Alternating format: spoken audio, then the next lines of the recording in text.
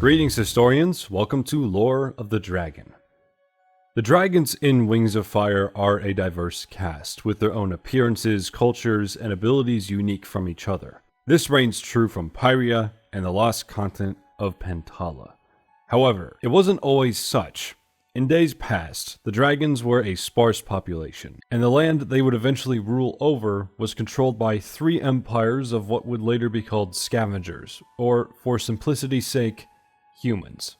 These three empires seemed to keep the dragons in check until an egg was stolen from them, and the event known as the Scorching brought an end to the empires in a blaze of destruction. These dragons, now freed from a human-controlled world, spread across the continent, and began to diversify into the tribes seen in the modern day. However, an actual depiction of these pre-Scorching dragons is seldom known, with only one account really being depicted, where they took the shape and form of what we might consider a Western dragon. For the next few thousand years, it'd be their descendants, not humans, that ruled over Pyria, overseeing rapid change within themselves. Sometime between the first 3,000 years after the Scorching, this seemed to manifest, where we know two tribes are pushed out of Pyria, the Leafwings and the Beetlewings. They would both stumble upon Pantala, where they would for the next few thousand years simply coexist, with the Leafwings becoming the predominant tribe of the new continent. As the years passed on, we get an official record of a massive step of progression for the dragons, the formation of their kingdoms and separate societies. The year is 3012 after the Scorching, and we see some kingdoms seldom spoken of in the modern day. Some, ironically, aggressors, and at a time when the kingdoms seemed as strong as ever. At this time, we see that the tribes of the modern-day Pyria have formed, their differences shaping them into those like the Sea Wings and the Night Wings. Royalty and nobility rule these lands, with a feeling they've been established for a long time. Well within 3,000 years then, the kingdoms of Pyria formed. The dragons of the Scorching had disappeared, replaced with their descendants. Dragons who didn't breathe fire, like the Rainwings, Icewings, and Sea Wings, and those who did, like the Nightwings, Mudwings, and so on, now dominated this domain. There is a question to be asked if the original split of the dragons was between those who could breathe fire and those who couldn't, leading to this world of many different dragons and abilities. Though there has not been a noted case of that, so it can only truly be assumed that the fire-breathing dragons of old, the tribes of Pyria, Pantala, and their abilities simply formed from those dragons of old. A similar story can be seen in Pantala. The Beetlewings and the Leafwings seem to have been living in peace since their arrival, long since forgotten by their cousins in Pyria. Myths of a lost continent percolated through their culture, though that's all it was thought as: myth.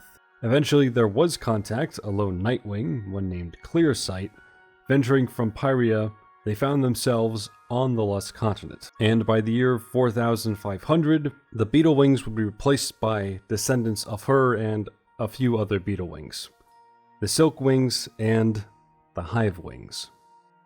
2,000 years passed, and the tribes of Pyria stayed generally the same, with their only changes seemed to be political and cultural.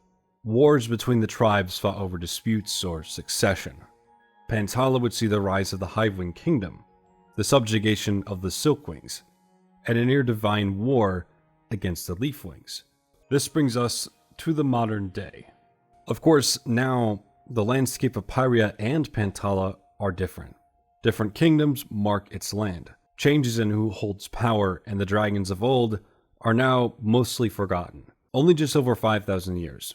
One species was able to diversify into many, with powers perhaps beyond what they could have entirely imagined. When I was looking for what reason the dragons could, or, well, would have been able to change this rapidly, the term speciation came up as a result. The point where one population changes enough to be deemed its own species. For instance, this has been noted to be observed in the Galapagos Islands, in which a species of finch separated from their kind has been said to have become a distinct species over a few generations. Theory or not, it depends who you ask, this seems to have happened in Wings of Fire. Dragons separated from each other, facing different environments have become vastly different from each other and those who they owe their existence to. Give a few thousand generations between the original dragons and now, and then you can get these massive changes. Barring the whole dragons breathing fire, those who don't, and the ice wings with their, well, ice breath, this explains a fair bit. Depending on where the dragon would have been, different adaptations would have arisen within that environment. However, that seems to have stopped somewhere within 3,000 years in Pyria, as far as we know. It could have been even earlier.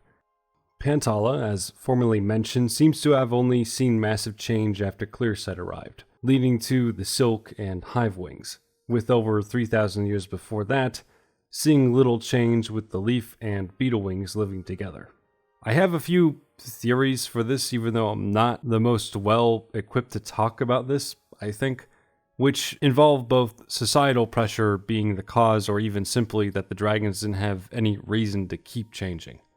Across Pyria and Pantala, for various reasons, we don't really see cross-tribe marriages, and by proxy, hybrid dragons, as they're not really seen as desirable, it seems to be. They prefer to marry into their own tribe, which might have stopped any major changes from occurring via hybrid dragons and the abilities that come from that. Or simply, the dragons didn't have to keep adapting to their environment, with only small changes occurring given they were already pretty well suited to their environment. It could be either, or it could be both. I think, however, that will be all from me. As always, a big thank you to my Patreons, Abyssal Blue, ConquerFan91, Eric Emanuel, Jabby Kiyasu Shin, Lazi, Nightmare Spyro, and Shaggy. I'll see you all the next time we talk. Stay safe, historians.